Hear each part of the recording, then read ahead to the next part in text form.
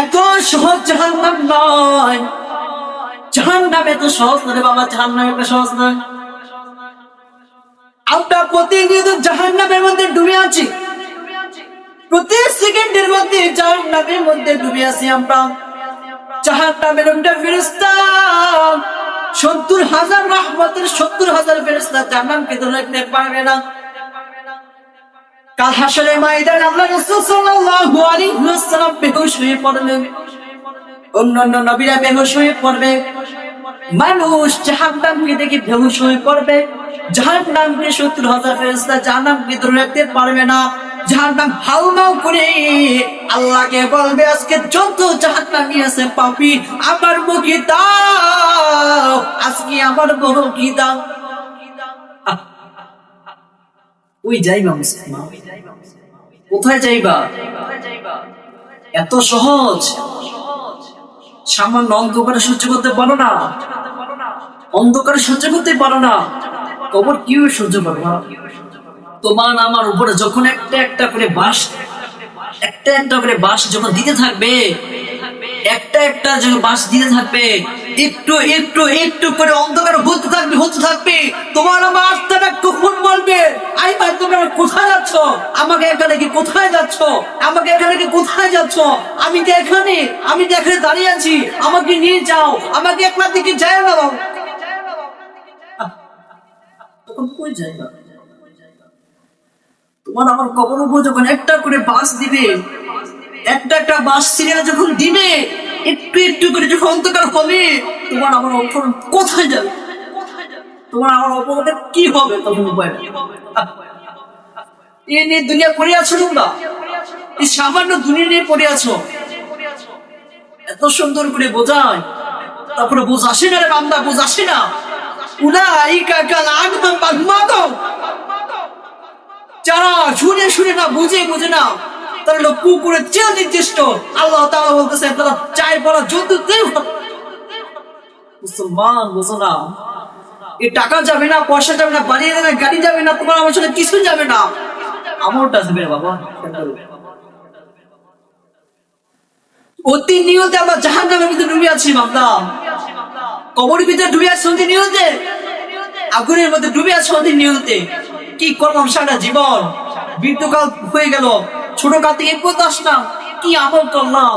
৭০-৮০ বছর হয়ে গেল, ৪০-৫০ বছর হয়ে গেল, কোনো নাই নামাজ, নাই রোজা, কোনো আমল নেই। কি করলাম? আল্লাহ তাআলা কি দুনিয়ার জন্য পাঠিয়েছে আমাদেরকে?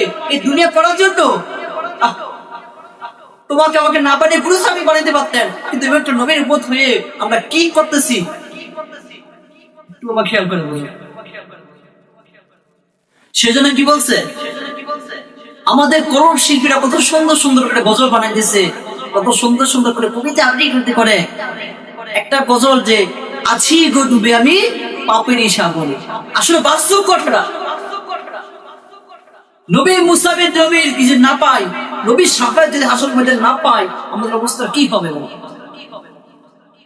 আছি গো ডুবে আমি পাপেরই সাগরে, না জানি কি হবে ওপারে হাসরে, মুসিবত না পাই যদি করুণা তোমার,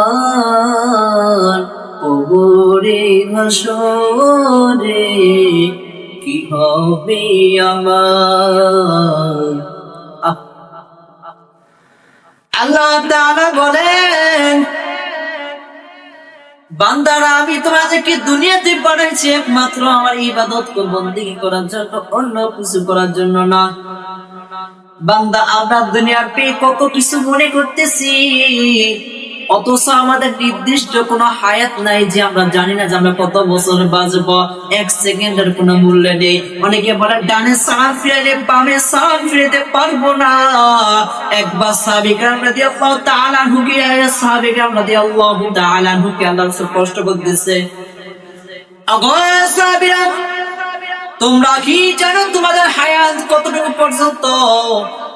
সাহাবীরা বলে, ইয়া রাসূলুল্লাহ, ইয়া হাবিবাল্লাহ, আমরা জানি, আপনি ভালো জানেন। আমার নবী ডাক দিয়ে বলেন, আমাদের হায়াত হলে পর্যন্ত নামাজ যখন আদায় করি, যখন ডানে সালাম ফিরালে বামে সালাম ফিরাতে পারবো কিনা সেই সন্দেহ আমাদের এই পর্যন্ত হায়াত, অথচ আমরা হায়াত নাই নাই নাই। সেই হায়াত নিয়ে আজকে আমরা দুনিয়াতে রং তামাশার মধ্যে ডুবে আছি, টাকা পয়সার মধ্যে ডুবে আছি, মারামারির মধ্যে ডুবে আছি, খুনাখুনের মধ্যে ডুবে আছি, সুদের মধ্যে ডুবে আছি, ঘুষের মধ্যে ডুবে আছি, চোরের মধ্যে ডুবে আছি, বাটফারের মধ্যে ডুবে আছি, দুনিয়া যত টুকাম আকাম টুকাম আছে সব কিছুর মধ্যে ডুবে আছে। কিন্তু মুহাজ্জির গ্রহণ করে আল্লাহু আকবার, আল্লাহু আকবার, মসজিদের কাছে কাতারটা দূরের কথা, ইমাম সাহেব পিছনের মুয়াজ্জিন ছাড়া কেউই থাকে না। ও আল্লাহর বান্দারা, জাহান্নামের একটা জিনিস, জাহান্নাম আজমের ফেরেশতাদেরকে আল্লাহ তাআলা কোন কোন ফেরেশতাদেরকে কান দেয় না, জাহান্নামের কোন ফেরেশতাকে আল্লাহ চোখ দেয় না, জাহান্নামের কোন ফেরেশতাকে আল্লাহ অঙ্গ প্রত্যঙ্গ দেয় না। কেন কেন কেন? কারণ এই কারণে দেয় নাই যে ফেরেশতা তোমাকে আঘাত করবে, মারধর করবে, আযাবের মধ্যে নিক্ষেপ করবে, সেই ফেরেশতা যদি কান থাকে তুমি চিল্লায় চিল্লায় কানবা কানবা, এমন কান্না কানবা তোমার কান্না শুনে জাহান্নাম পর্যন্ত কে পড়বে, তোমাকে এরকম শাস্তি দান করবে। যদি ফেরেশতার কান থাকে, সেই কান দিয়ে ফেরেশতা শুনলে ফেরেশতার মায়া লাগবে না? লাগবে না? লাগবে ভাইয়া, লাগবে। যদি ফেরেশতা মায়া লাগে তাহলে তো ফেরেশতা মাইদুল করবে না, আযাব দেবে না। সেই কারণে আল্লাহ তাআলা ফেরেশতার কান দেন, চোখ দেন।